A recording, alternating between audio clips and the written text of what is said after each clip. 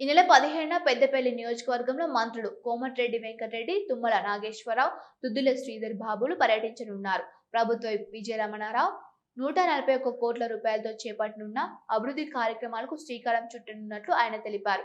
సుల్తానాబాద్ మండలం గర్రెపల్లిలో మంత్రుల పర్యటనకు సంబంధించిన ఏర్పాట్లను విజయ రమణారావు పరిశీలించారు.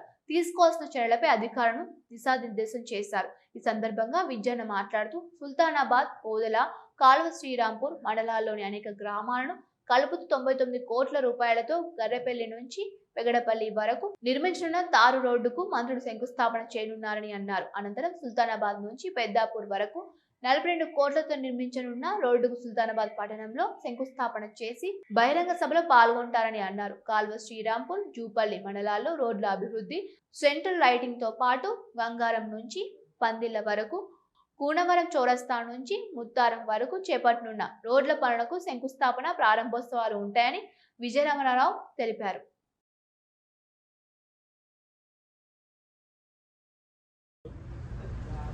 రాష్ట్ర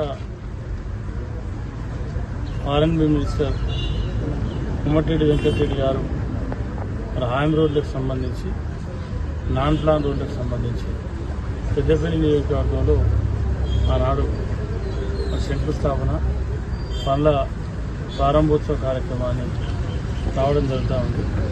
మరి వెంకటరెడ్డి గారితో పాటు జిల్లా ఇన్ఛార్జ్ మంత్రి తుమ్మల నాగేశ్వరరావు గారు, మన జిల్లా మంత్రి శ్రీధర్ బాబు గారు, మరి వీళ్ళంతా కూడా ఆ రోజు ఈ కార్యక్రమంలో పాల్గొనబోతూ ఉన్నారు. కాబట్టి మరి దానికి సంబంధించి పెగడపల్లి నుండి పెగడపల్లి వరకు దాదాపు 99 కోట్లు, అంటే సరాసరి 100 కోట్లతోని అది డబుల్ రోడ్డు నిర్మాణం చేస్తూ ఉన్నాం.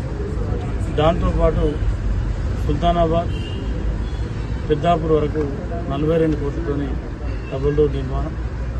మరి రెండింటితో పాటు మరి అక్కడక్కడ నాన్ ప్లాన్లో మరి శ్రీరాంపూర్ సెంట్రల్ లైటింగ్ కానీ, జూలపల్లి సెంట్రల్ లైటింగ్ కానీ, గంగారం